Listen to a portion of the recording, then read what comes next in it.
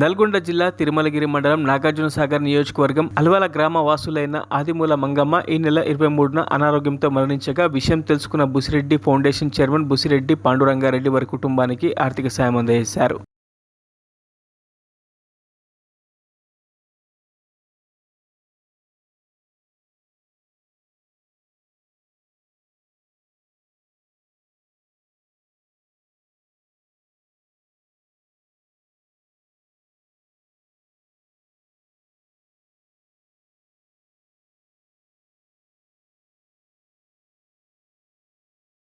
మరిన్ని అప్డేట్స్ కోసం మా ఛానల్ని సబ్స్క్రైబ్ చేయండి.